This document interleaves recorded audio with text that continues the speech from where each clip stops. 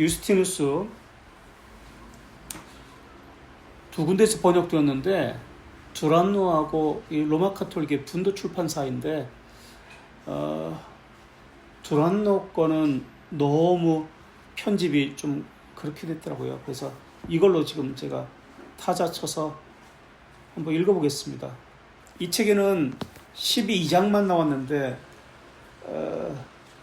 유스티누스 첫 번째 변증론, 두 번째 변증론, 유대인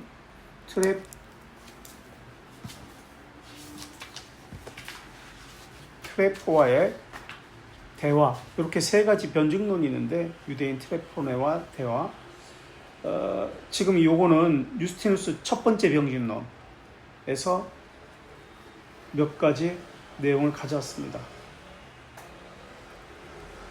호교론, 변증론 이렇게도 이야기합니다.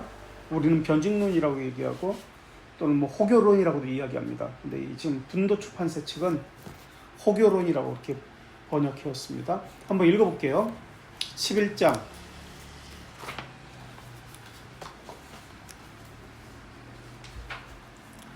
여러분은 우리가 나라를 기다리고 있다는 것을 혹시 기억나요? 지난번에 유스티누스가 기독교인들에게 어떤 오해를 받고 있다는 것, 로마 제국이 기독교인들을 어떤 오해를 하고 있다는 것에 대해서 유스티누스가 변증을 했는데 어떤 오해를 하고 있었죠? 로마 제국이 기독교인들에게.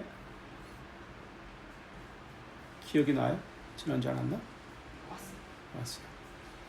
국가에 불충한다. 기독교인들은 국가에 충성하지 않는다. 배역자다. 그리고 불경건한 자들다. 기독교인들은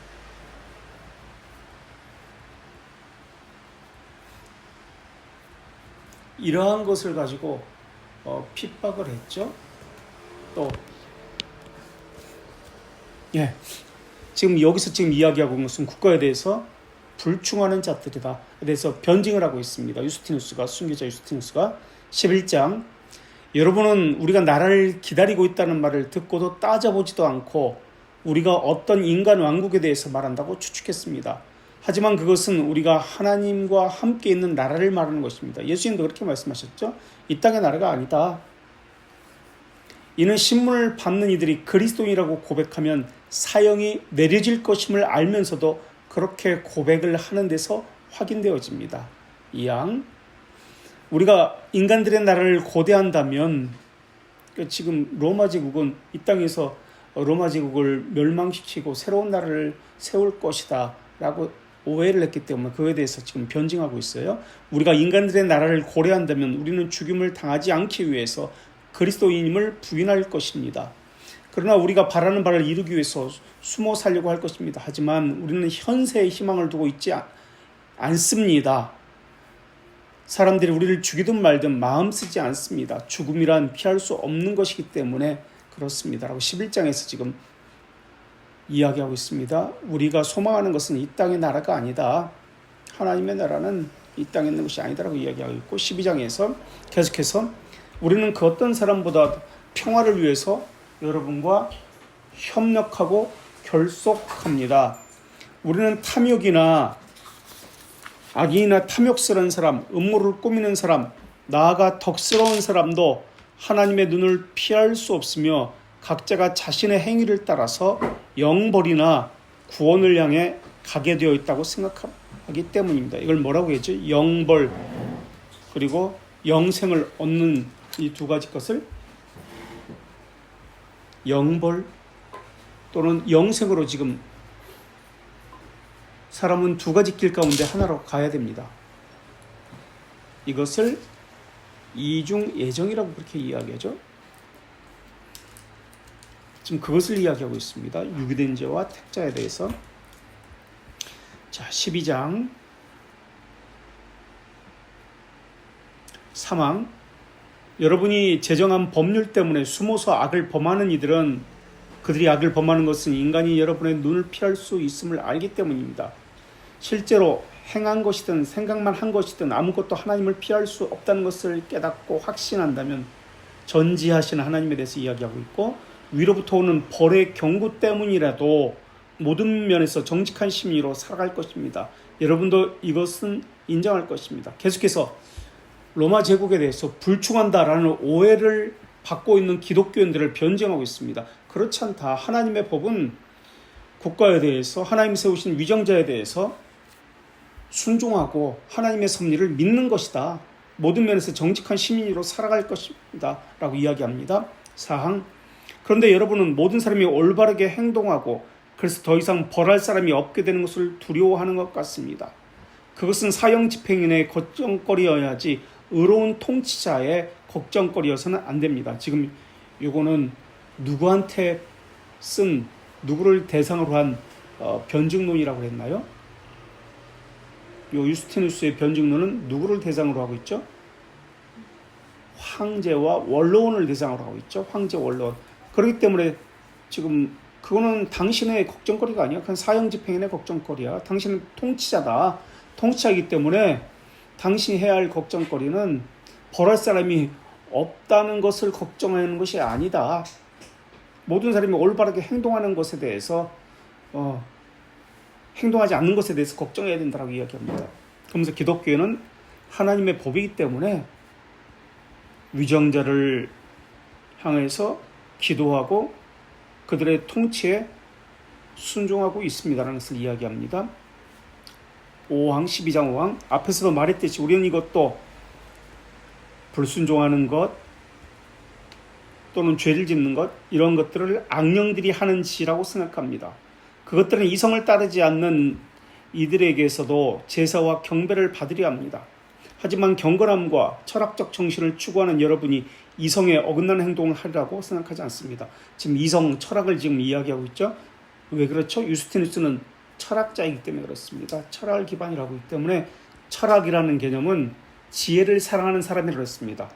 지혜를 사랑하는 사람. 그래서 이성을 따라서 옳고 그름을 분별할 수 있는 사람입니다.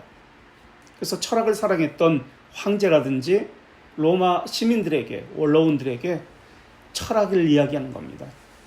너희들은 이성을 가지고 옳은 지혜를, 옳은 것을, 선한 것을 따른다라고 하는데 왜 기독교인들을 박해하느냐?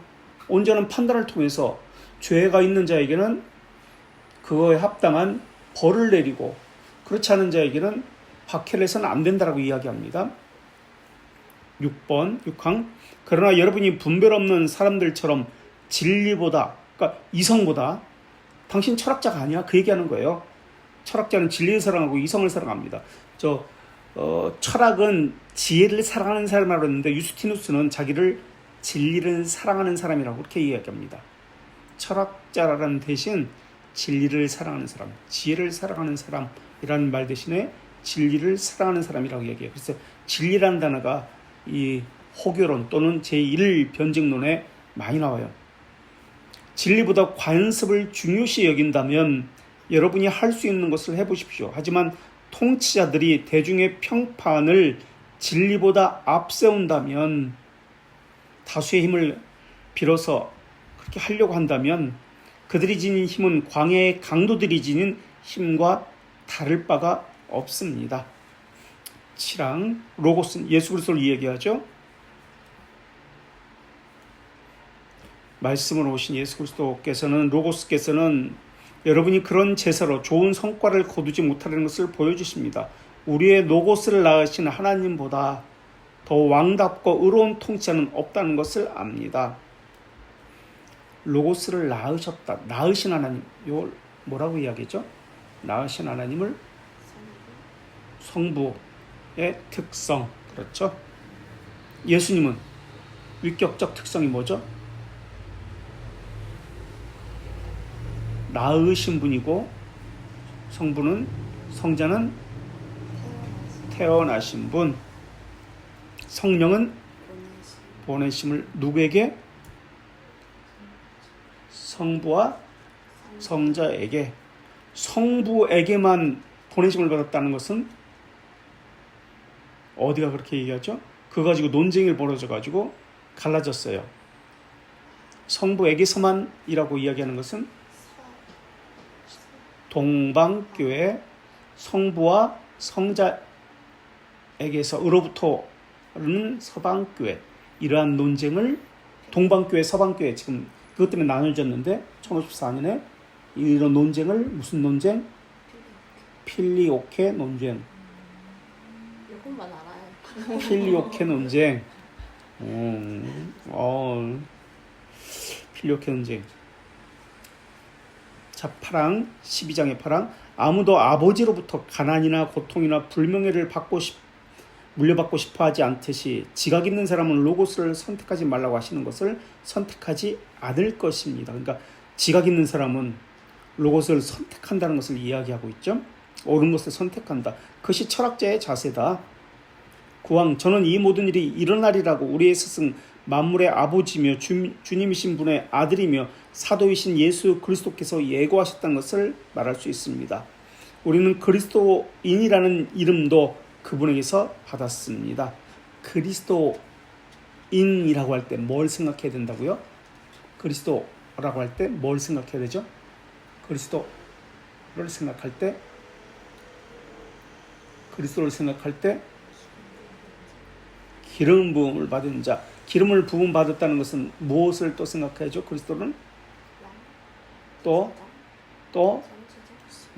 왕직, 제사장직, 선지자직을 행하는 자다라는 것을 그리스도인이라고 이야기하죠. 그러므로 10항, 우리는 그분께서 우리에게 가르치는 모든 것은 더욱 확신하게 됩니다.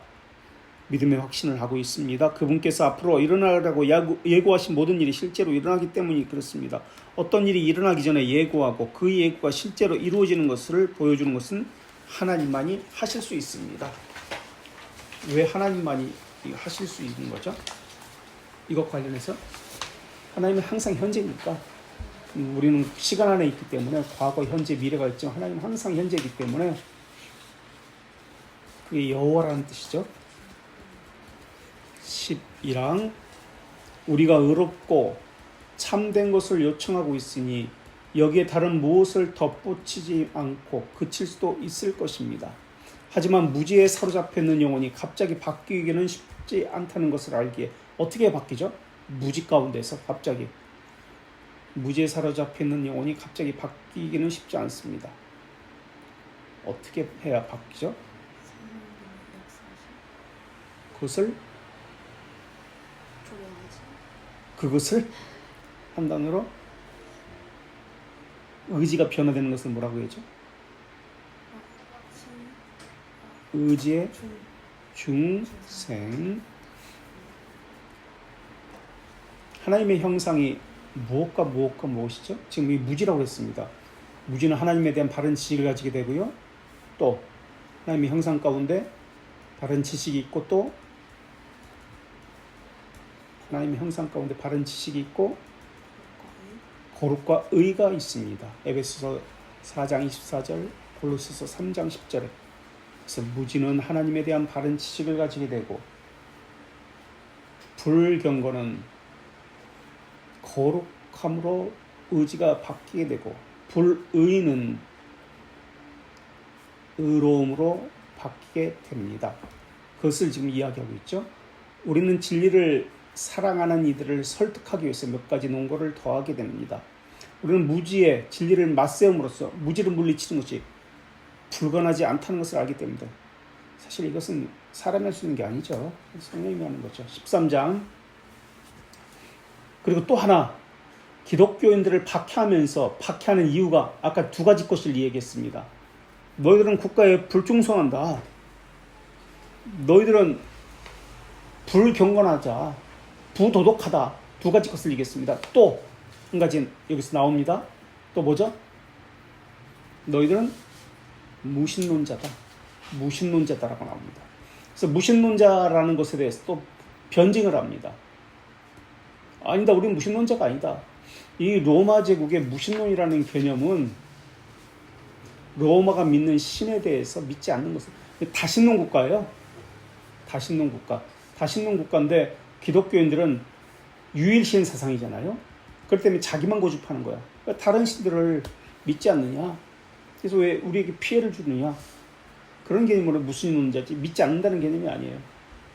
정신이 올바른 사람이라면 누구나 우리가 지금 변증하고 있습니다. 유스티누스가. 우리는 무신론자가 아니야. 우리는 신을 믿고 있어. 우리가 무신론자가 아니라는 것을 인정할 것입니다. 우리는 만물의 창조주를 공경하고 우리가 배운 대로 그분은 피와 제주, 제물, 그 향을 필요로 하지 않으신다고 말하며 우리에게 주어진 모든 것에 대해서 온 힘을 다하여 기도와 감사로 그분을 찬양합니다. 우리는 그분께 합당한 공경을 우리에게 주어지는 것을 불러 태우는 것이 아니라 그것을 우리 자신과 그것을 필요로 하는 이들을 위해서 사용하는 것이라고 배웠습니다. 우리 자신을 몸을 들여서 불러 태워서 제물로 드리는 것이 아니라 다른 사람을 위해서 우리가 가진 것으로 그를 돕는 것이다라고 그렇게 이야기하고 있습니다. 자, 2페이지 13장 2항 보겠습니다. 제 13장 2항 계속해서 우리를 창조하심에 대해서 우리의 건강을 지켜주심에 대하여 온갖 다양한 산물들에 대하여 그리고 계절 변화에 대하여 우리는 찬양 찬가로 그분께 감사를 드리고 그분께 대한 믿음을 통하여 우리가 영원한 삶을 살게 되기를 그분께 청하며 기도합니다. 3항 우리는 우리에게 이를 가르쳐 주신 스승 예수 그리스도를 합당하게 공경한다는 것을 증명할 것입니다. 그분은 이를 위해서 태어났고 티베리우스 황제 시대에 디베리오 유대 총독 본디오 빌라도 아래에서 십자가에 못 박히셨습니다. 우리는 그분이 참된 하나님의 아들심을 배웠고 우리도 자녀라고 배우잖아요. 아들이라고 그러잖아요. 예수 그리스도의 아들과 우리의 아들의 차이가 무엇이죠? 신앙 양자됨과 우리는 양자됨이고 그분은 네? 그분은 본성적 아들이라고 했죠. 본성적 아들. 본성적 아들이고 우리는 양자된 자녀다. 지금 참된 하나님의 아들이라는 것은 양자가 아니라 본성적이라는 개념이에요. 본성적이라는 말의 뜻이 뭐예요? 여러분?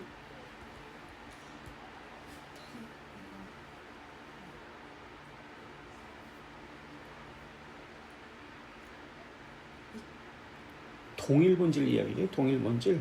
동일하다, 동등하다. 이게 상하 계급이라는 개념이에요. 아니에요. 아버지와 아들이라는 계급, 전후, 상하 그런 개념이 아니에요. 동등하다, 동일하다 그런 개념으로서 아들이다, 아버지다 그렇게 표현하고 있을 뿐이에요.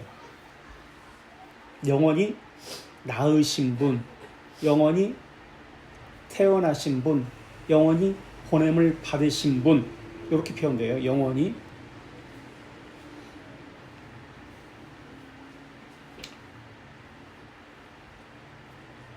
동일 본질이라고 할 때 에센셜, 코 에센셜이라고 합니다. 코, CO. 신앙고 백서에서는 CO, 동일 본질, CO, 코 에센셜. 코를 붙여요. 벨지카도 그렇고 웨스트민스터도 그렇고 CO, 이터널, 동일 영원, 이터널. 대문자로 쓰죠. 됩니다. 코 이터널.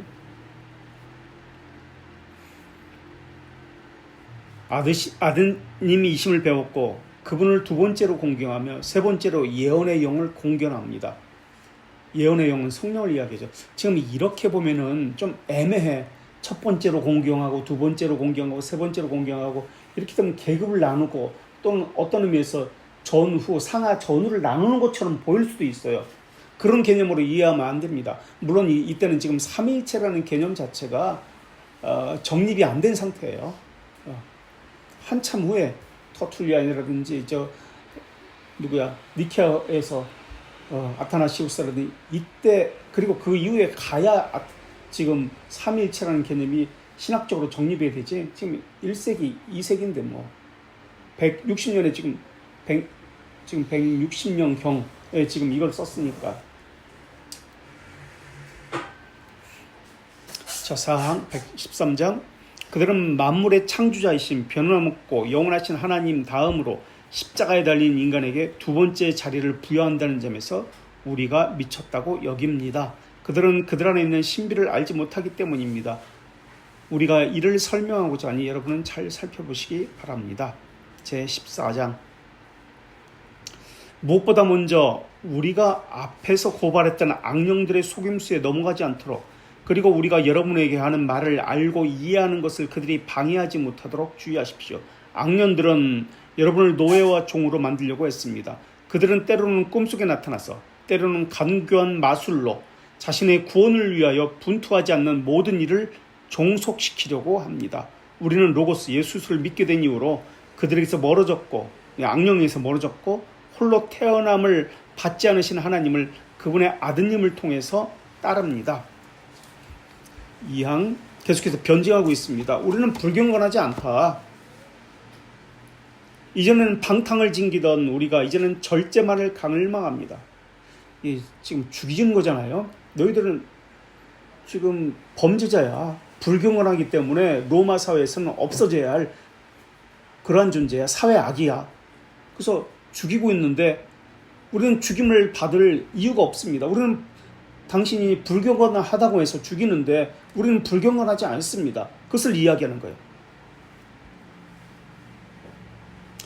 이전에는 마술의 2양 14장 마법의 기술을 썼던 우리가 이제는 선하시며 나음을 받지 않으신 하나님께 우리 자신을 바칩니다. 부와 재산을 얻는 것을 무엇보다 중시했던 우리가 이제는 우리가 가진 모든 것을 공유하고 공공한 모든 이와 그것을 함께 나눕니다. 사도행전 2장에 그 이야기를 지금 하고 있죠. 제사를 함께 나누는 것. 사망 서로 미워하고 죽이며 종족이나 관습이 다른 이들과 함께 살지 않으려 했던 우리가 예전에 이랬는데 우리가 변했습니다. 중생을 통해서 그리스도께서 나타나신 이후에는 그들과 함께 먹으며 원수를 위해서 기도하고 부당하게 우리를 미워하는 이들이 그리스도의 좋은 계명을 따라 살아 만물의 지배자이신 하나님께 우리와 함께 같은 상급을 받도록 그들을 설득합니다.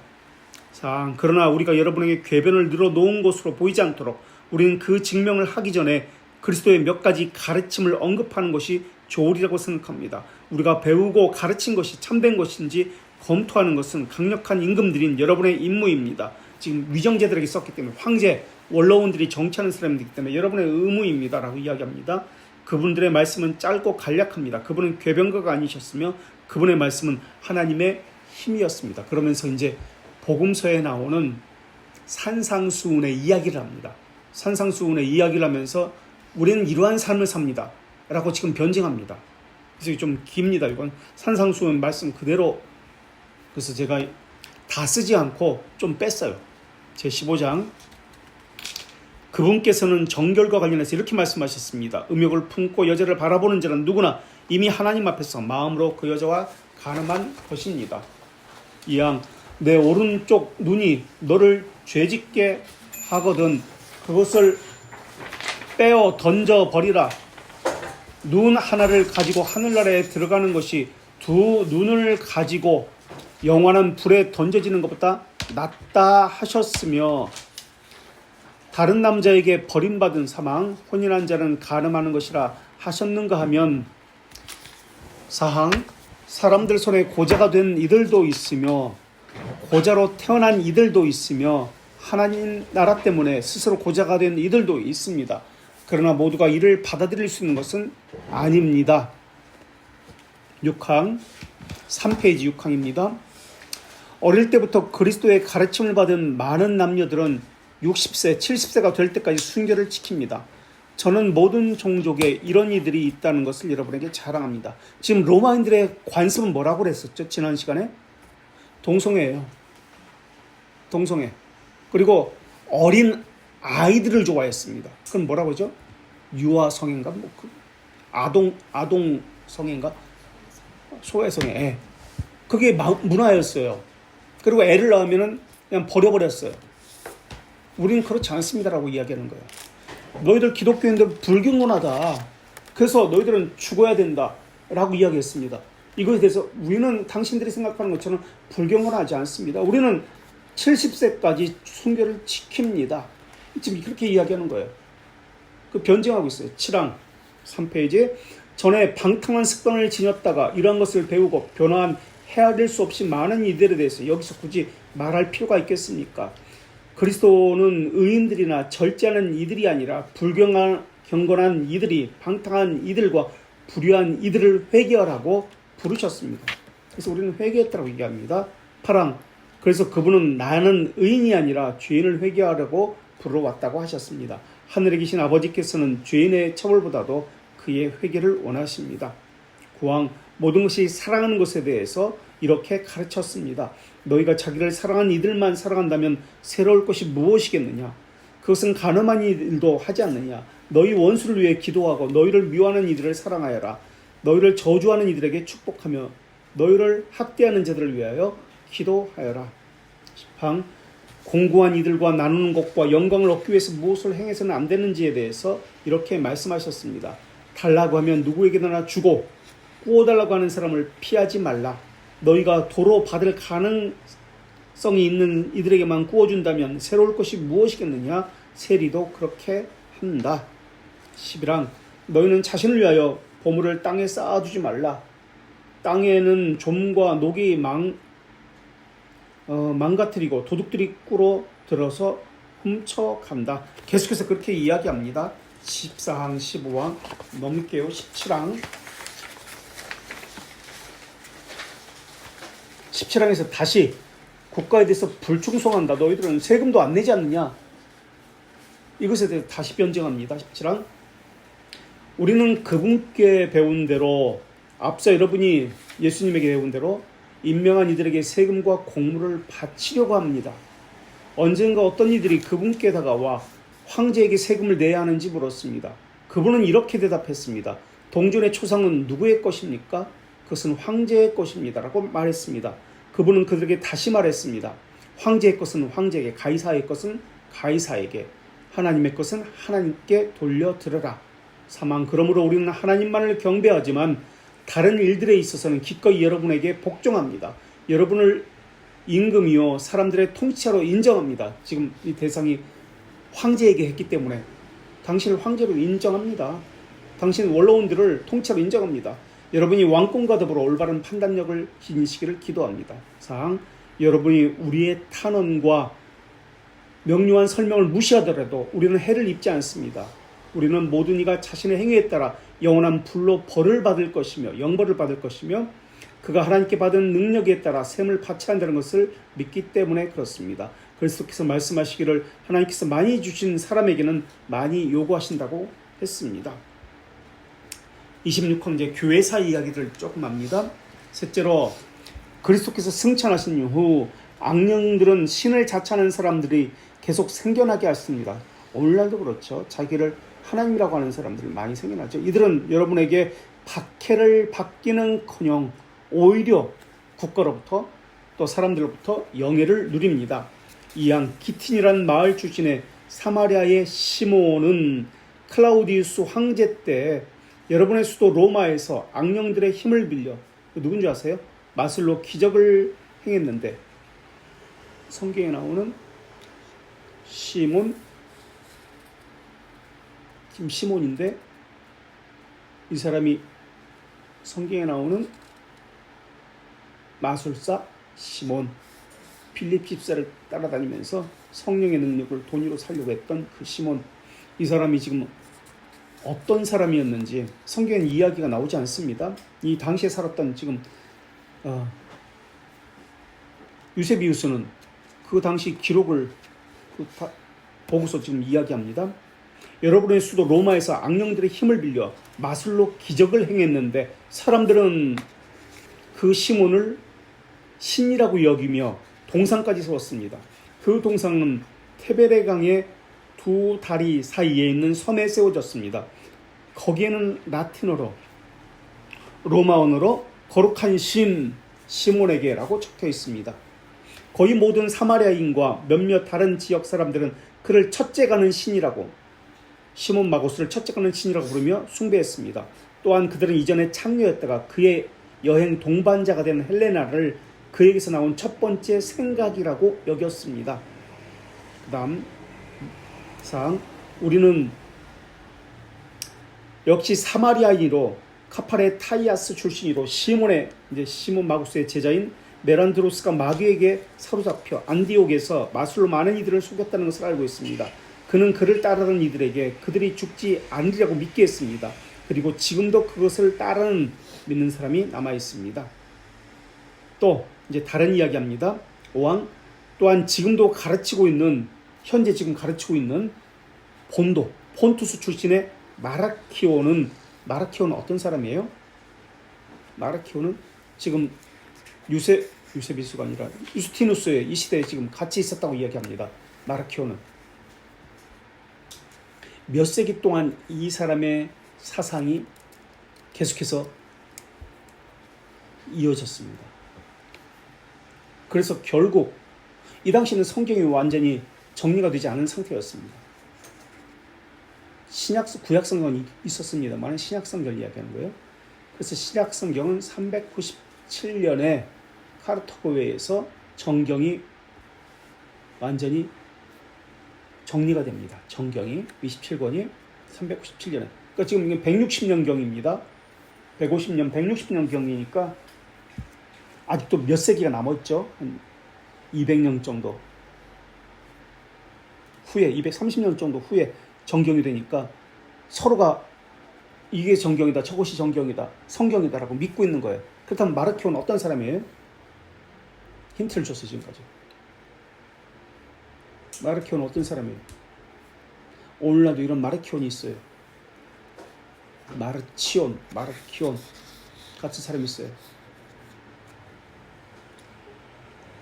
율법은 버려요, 이 사람들. 오늘날도 율법을 행하지 않아요. 구약이 하나님을 믿지 않아요. 신약이 하나님 사랑만 강조해요. 마라키오는 유대적인 모든 요소는 다 버리고 바울 서신과 새로운 사랑의 하나님을 강조합니다. 구약의 하나님은 전쟁의 하나님, 그런 하나님은 우리가 믿을 수 없는 하나님, 사랑과 자비의 하나님만을 이야기하는 사람이 마르치온입니다. 그 얘기하고 있는 거예요. 본도의 마르치온은 그를 따르는 이들에게 창조주보다 더 큰, 창조주는 이제 구약의 하나님을 이야기합니다. 구약의 하나님은 잘못된 하나님, 그건 우리가 믿는 하나님 아니야. 사랑만 얘기해. 왜 정의, 율법, 죄에 대해서 이야기해? 오늘날도 그런 사람이 많잖아요. 사랑만 이야기해. 그게 지금 마라키온의 후예들이에요. 더 큰 하나님이 있다고 믿게 합니다. 사랑의 하나님이 있다고 믿게 합니다. 그는 온갖 종류의 사람들 사이에서 악령의 도움으로 많은 이들이 신성을 모독하고 하나님이 만물의 창조주이심을 부인하고 그분보다 더 높은 다른 하나님이 그분보다 더 큰 일을 행했다고 믿게 하고 있습니다. 사랑의 하나님을 믿게 하고 있습니다. 라고 이제 구약의 하나님과 신약의 하나님을 분리해 버리는 거죠.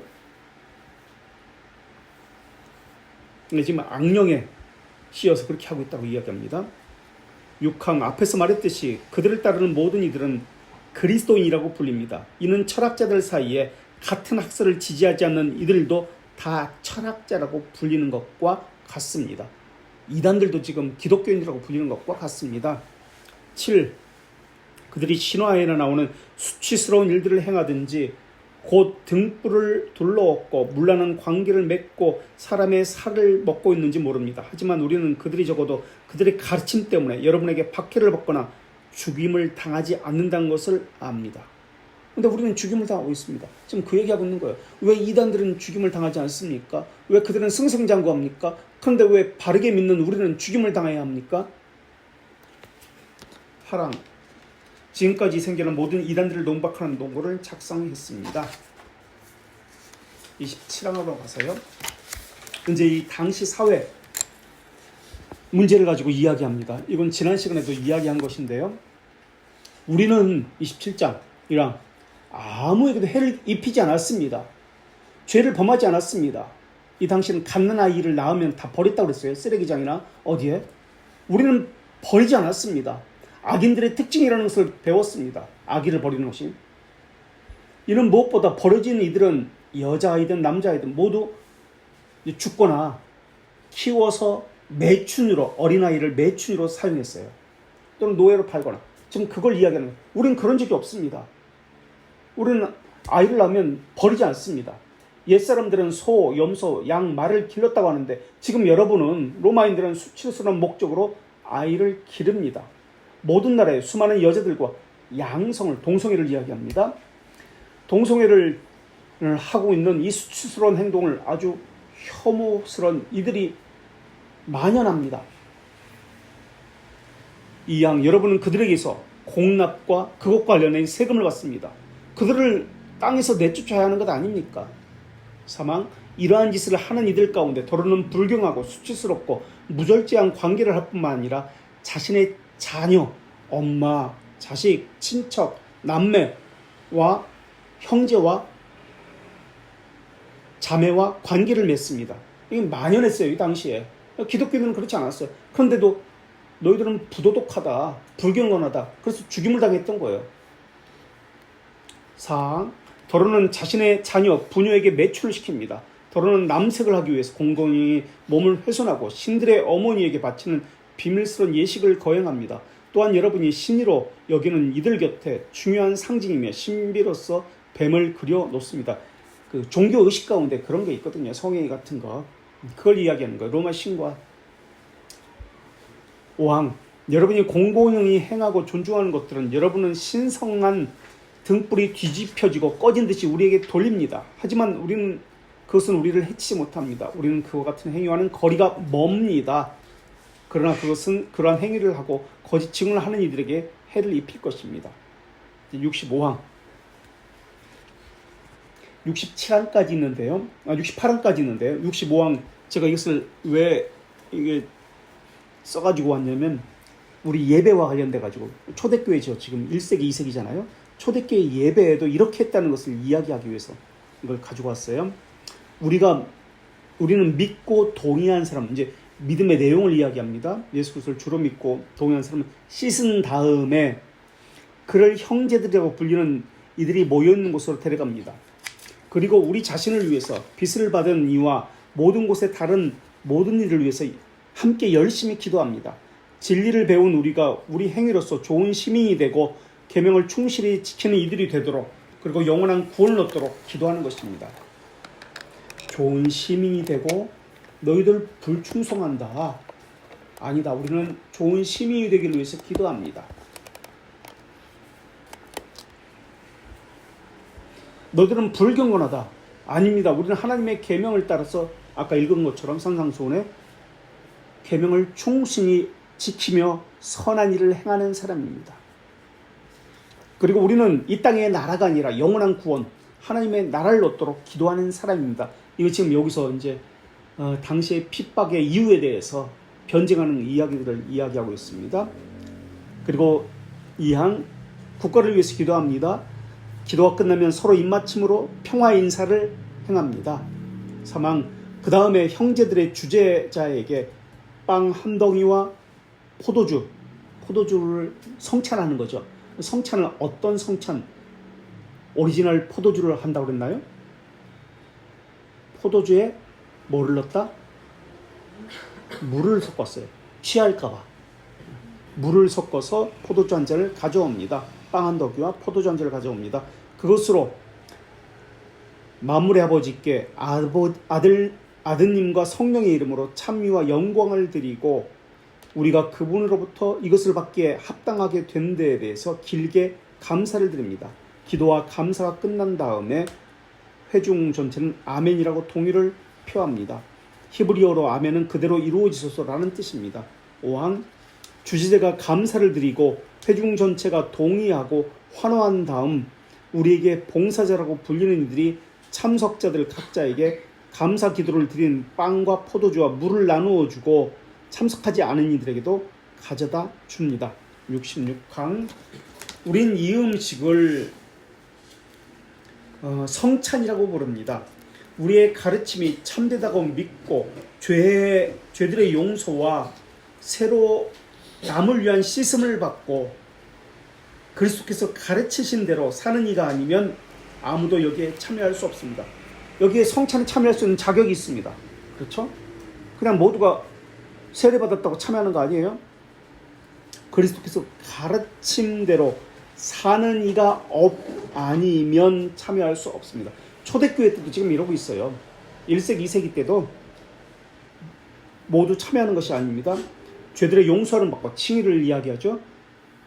죄들의 용서를 받고 씻음을 받고 새로 태어남을 위한 새로 태어났다는 것이죠. 씻음을 받고, 이건 뭘 얘기하죠? 새로 태어났다, 씻음을 받았다, 중생의 씻음을 받았다, 칭의와 중생의 씻음을 받았다. 그리고 그리스도께서 가르치시는 대로 살았다, 성화. 이런 자들이 칭의에 성찬에 참여합니다. 그렇지 않으면 여기에 참여할 수 없습니다. 초대교회요. 오늘날과 다르죠. 성찬에 우리는 누구든지 참여하잖아. 심지어 아기들까지, 애들까지, 엄마 나도 저거 먹고 싶어, 얘 하나 주세요 해가지고 먹잖아. 달라. 2항 66항 우리는 이것을 보통의 음식이나 보통의 음료라고 여기지 않습니다. 우리 구원자 예수 그리스도께서 하나님의 말씀을 통해서 육화하시고 우리 구원을 위해서 살과 피로 취하셨기 때문에 우리는 그분 자신의 말씀이 담긴 기도로 축성되고, 또한 우리 피와 살의 자양분이 되어주는 그 음식은 육화하신 예수님의 살과 피라고 배웠습니다. 지금 로마 카톨릭에 번역을 해가지고 지금 이렇게 되어 있습니다. 사도들은 복음서라고 불리는 그들의 비방록에서 예수 그리스도께서 이렇게 명하셨다고 전합니다. 그분은 빵을 들고 축사하신 다음에 너희는 나를 기억하여 이를 행하라, 이는 내 몸이다 말씀하셨습니다. 또 같은 방법으로 잔을 들어 감사하시고 축사하시고 이는 내 피다라고 말씀하셨습니다. 그리고 그것을 그들에게만 나누어 주셨습니다. 그래서 일부에서는 말씀의 예전이 있고요. 그 다음에 집으로 돌아가십시오 하고, 이것을 뭐라고 하는지 알아요? 집으로 돌아가십시오. 성찬에 참여할 수 없는 사람은 집으로 돌아가라고 했습니다. 집으로 돌아가십시오. 이것이 뭐다? 이제 해산하십시오. 집으로 돌아가십시오. 이것을 뭐라고 할까요? 성찬에 참여할 사람은 남아 있습니다. 성찬에 참여하지 못하는 사람은 집으로 돌아가십시오. 해산했습니다. 이제 끝났습니다. 이것을 뭐라고 그럴까요? 투자. 지금도 쓰고 있는데, 집으로 돌아가십시오. 해산합니다. 미사라는 뜻입니다. 미사. 해산하십시오. 미사라는 뜻이에요. 집으로 돌아가십시오. 그게 미사라는 뜻이에요. 저 사항, 악한 영들은 이를 모방해서 미트라의 신비 예식에서도 이렇게 하도록 했습니다. 여러분도 아시겠지만 실제로 그들의 입교 예식에서는 빵과 물전을 내놓으며 모종의 주문들을 외웠습니다. 67항 그 후로 성찬을 하고 우리는 계속 서로가 이를 상기시킵니다. 성찬의 의미를 계속 상기시킨다는 거예요. 예식에 참여해서 끝나는 게 아니라, 이거 로마 카톨릭이 쓴 거예요. 지금 이거 번역한 거. 그런데도 이들은 지금 또 이렇게 번역했어요. 계속 이것을 상기시킵니다. 성찬의 의미를 상기시킵니다. 그리고 가진 것이 많은 이들은 공고한 이들을 도우며 우리는 언제나 서로 일치하여 있습니다. 구제한다는 거예요. 이항 우리가 받은 모든 것에 대해서 우리는 만물의 창조주께 그분 아들 예수 그리스도와 성령을 통하여 찬미를 드립니다. 그리고 태양의 날 주일을 이야기합니다. 주일에, 일요일에 불리는 날에 우리는 도시에 사는 이들이나 시골에 사는 이들이나 모두 한 곳에 모여 사도들의 비망록이나 편지나 예언자들의 글을 시간이 될 때까지 읽습니다. 그 다음 사항, 독서자가 독서를 마치면 주지자는 이 좋은 사례를 본받도록 말로 가르치고 권유합니다. 성경 봉독하고 설교합니다. 예배 순서가 지금 나오고 있어요. 그죠? 5항 우리는 모두 함께 일어서서 기도합니다. 일어서서 기도했습니다. 앞에서 말한 대로 우리가 기도를 마치면 일부에는 말씀을 듣고 설교를 듣습니다. 그런 다음에 우리가 기도를 마치면 빵과 포도주와 물을 가지고 2부에서는 성찬 예식을 합니다.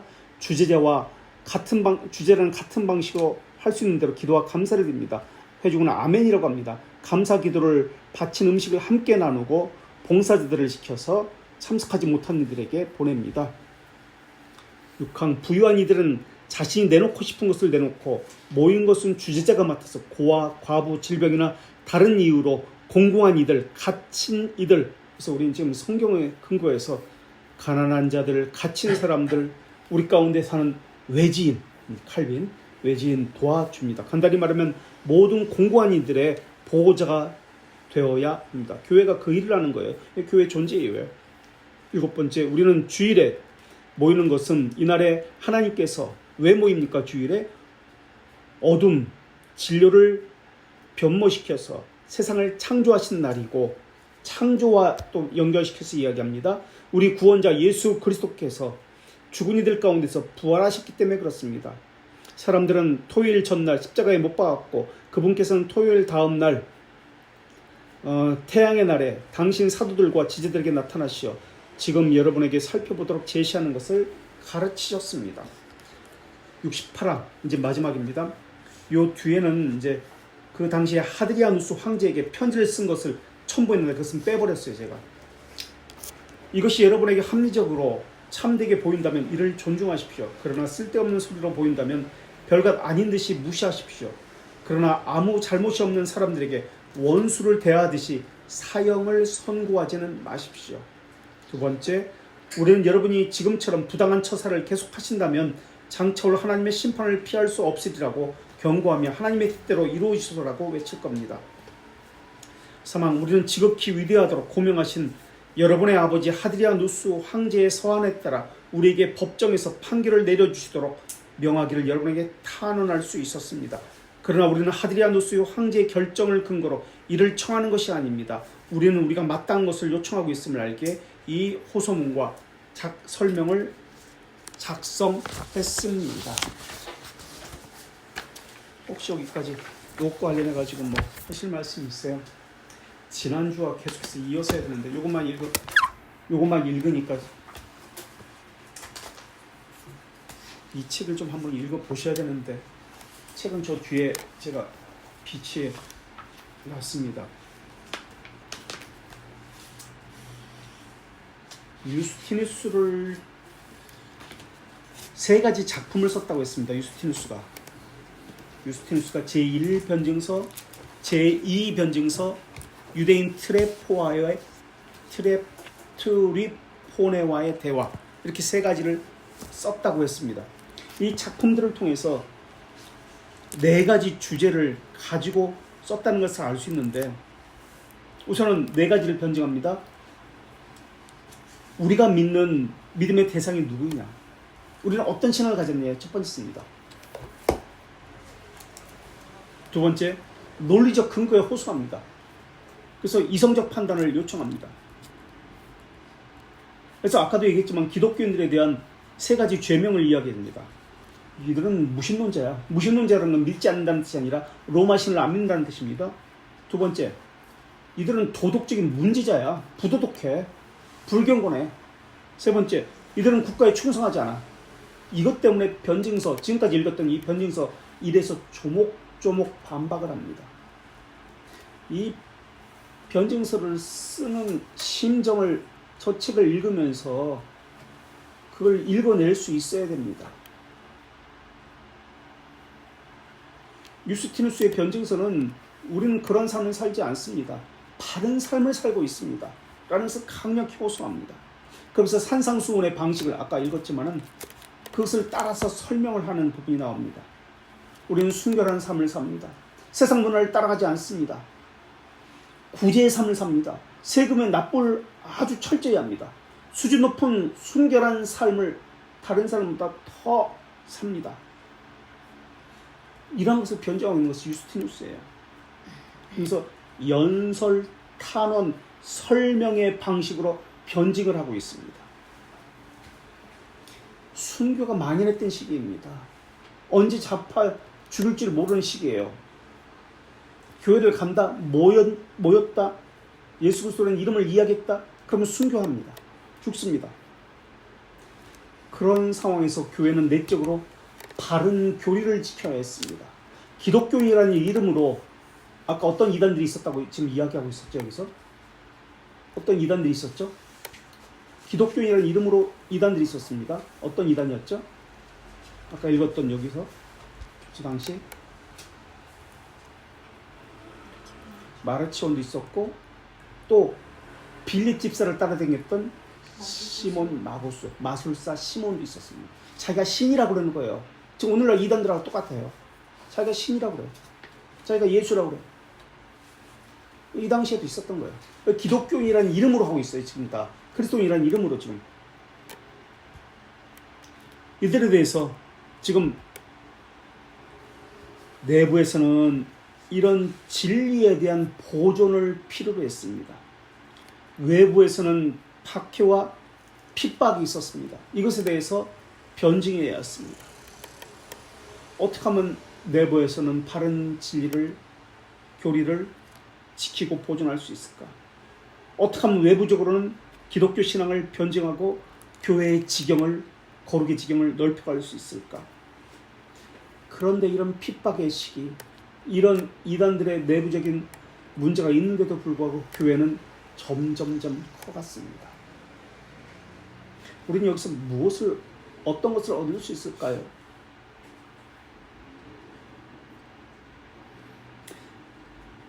우리는 내가 믿는 신앙을 믿지 않는 사람들에게 변증할 수 있을까요? 또는 내가 믿는 신앙을 기독교인이라고 하는 다른 신앙을 가진 사람들에게 변증할 수 있을까요? 내가 믿는 믿음의 소망은 무엇일까요? 지금 유스티누스가 살던 시기는 교회가 세워진 지 100년도 되지 않는 시기입니다. 예수님이 33년에 돌아가시고 바울의 사역이 그 60년경, 50년 후반부에서 60년경이니까 교회가 세워진 지 지금 유스티누스가 100년에 태어났어요. 165년에 죽으니까 지금 100년이 되지 않는 또는 100년이 되는 요 시기예요. 교회가 그렇게 성장한 그 오래된 교회가 거의 없어요.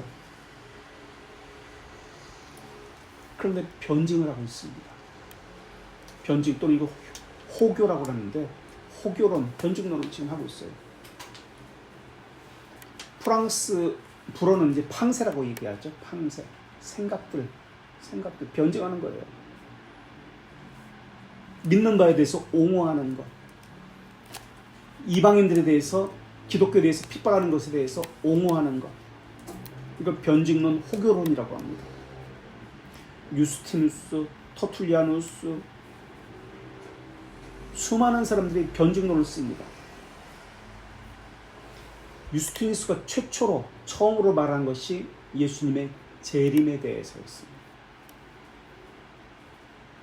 예수님은 두 번 오시는데 한 번은 비하적으로 오시고 또 한 번은 승기적으로 오신다라고 씁니다. 비하적으로 오신다는 것은 뭐죠? 초림을 이야기해요. 이미 오셨다는 것. 승기적으로 오시는 것은 심판을 이야기해요. 재림.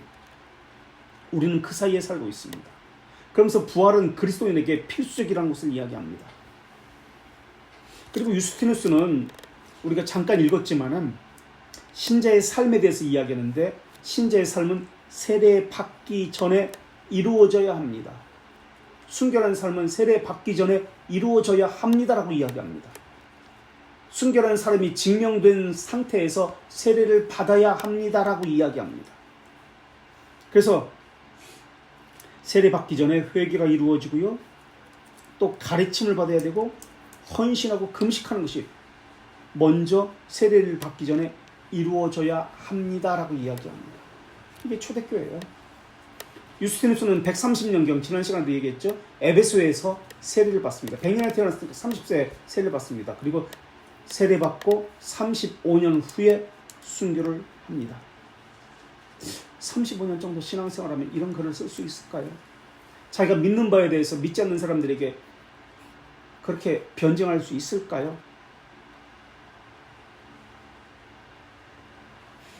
그리고 트리포네와의 대화, 유대인 트리포네와의 대화는 좀 깁니다. 그래서 제가 이건 쓰진 않았는데 좀 생각보다 이 1변증, 2변증보다 어려워요. 그렇게 어렵진 않은데 이거보다는 어렵다는 뜻이에요. 그래서 언젠가 한번 이 1변증, 2변증 짧아요. 한 100페이지밖에 안 돼요. 글자 큼직하게 이렇게 해서 읽기도 쉽고 이 책을 읽고 그 당시에 어떤 심정으로 믿음 생활했을까라는 것을 한번 봐도 좋지 않을까 생각합니다. 성경이 없던 시기예요. 경건서적이 없던 시기예요. 그런데 이런 신앙을 가질 수 있을까? 이런 책을 쓸 수 있을까? 로마 신에게 제사를 하지 않는 것은 죽임을 당하는 것인데 대놓고 거부할 수 있을까? 로마는 외국 종교에게 관용적이었습니다. 그러나 유독 기독교에 대해서만은 절대 용납하지 않았어요. 로마 시대는 관용의 시대입니다. 포용의 시대고 타협의 시대입니다. 근데 기독교는 포용, 타협 이런 것이 없기 때문에 그렇습니다. 그래서 핍박을 받은 거예요. 비관용, 비타협, 오직 하나뿐인 진리만을 말했기 때문에 그렇습니다. 오직 한 분 예수 그리스도 외에는 신으로 여기지 않는 것이 기독교이기 때문에 그렇습니다. 그래서 로마는 로마 모든 시민에게 로마 신들에게 제사를 드려라. 그리고 받은 것이 아직은 아니지만 뭘 받았다고 그랬죠? 어떤 증명서를 받았습니다.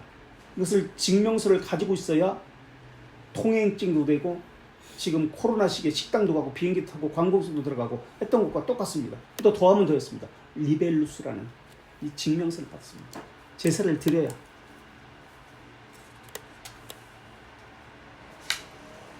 왜 이들은 완고한 신앙을 가졌을까요? 굽힐 줄 모르는 의지를 가졌을까요? 왜 이래야 했을까요? 당시 기독교인들은 어떤 심정이었을까요? 초대교회만 그런 거 아닙니다. 종교개혁 시기에도 그래요. 지금 이슬람 지역, 공산 지역도 마찬가지입니다. 왜 이들은 굽히지 않을까요? 왜 참된 신앙은 타협을 하지 않는 신앙을 가져야 하는 것일까요? 지금 이 책을 한번 읽고 지난 시간도 말씀드렸지만 어떤 심정으로 이 책을 썼는지 한번 읽고 토론해 봤으면 좋겠다 하는 생각이 들었어요. 오늘도 이걸 치면서 이거 다 쳤어요. 제가 다 치면서 너무 감동적이야. 나는 이 책을 읽으면서 그 중에서 이제 이 우리 공부하는 것과 관련해서 몇 개만 뽑은 건데